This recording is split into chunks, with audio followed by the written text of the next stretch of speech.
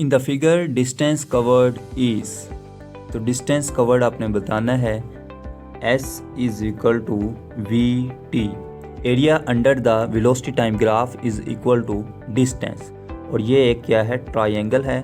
और ट्राइंगल का एरिया कैसे फाइंड करते हैं, हाफ हाइट इनटू बेस। तो इसका भी एरिया फाइंड कर लें। हाफ हाइट कितनी है 3, बेस कितनी है 6, तो 2 3 जार 6, 3 3 जार 9। Alpha is it's correct option. The ratio of distance to magnitude of displacement when a body covers a semi circle. ठीक है, एक बॉडी है, उसने सेमी सर्कल कवर किया है, हाफ सर्कल। इस पॉइंट को ए रख लेता हूँ, ये पॉइंट बी है, ये पॉइंट सी है। तो उसका एक्चुअल डिस्टेंस क्या होगा, सबसे पहले वो कैलकुलेट करते हैं। तो आपको पता होना चाहिए सर्कमफेरेंस होता है सर्कल का 2 पाई आर, और ये क्या हाफ सर्कमफेरेंस हो रहा है, ये पूरे को हम सर्कमफेरेंस कहते हैं। तो ये हाफ हो रहा है, तो हाफ क्या आएगा, हाफ आएगा पाई आर। कैसे आएगा, इसको डिवाइड कर देंगे 2 से। तो ये क्या आ गया, ये एक्चुअल में आपका डिस्टेंस आ गया। डिस्प्लेसमेंट क्या है, the shortest distance between 2 points. और ये आपको मालूम है, ये सेंटर पॉइंट से इधर ये रेडियस और एक ये रेडियस। ठीक है, तो ये दोनों रेडियस क्या बन गए 2r।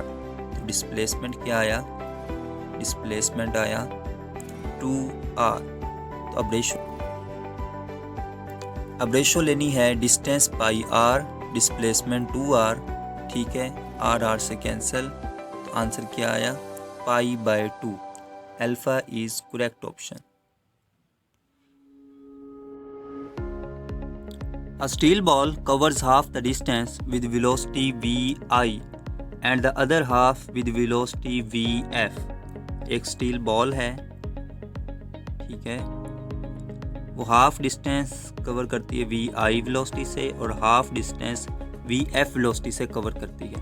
In a straight line the average velocity of the ball, तो बॉल की एवरेज वेलोसिटी क्या होगी, वो होगी 2vi vf divided by vi plus vf। A 60 meter long train is moving in a direction with speed 20 meter per second. With a speed 20 meter per second and the train moving with 30 meter per second. 30 meter per second and 40 meter long crosses the first train. आपने क्या बताना है, आपने time बताना है कि वो किस टाइम में एक दूसरे को क्रॉस करेंगे। Time is equal to distance over relative speed. तो अब वैल्यूज पुट करते जाएं।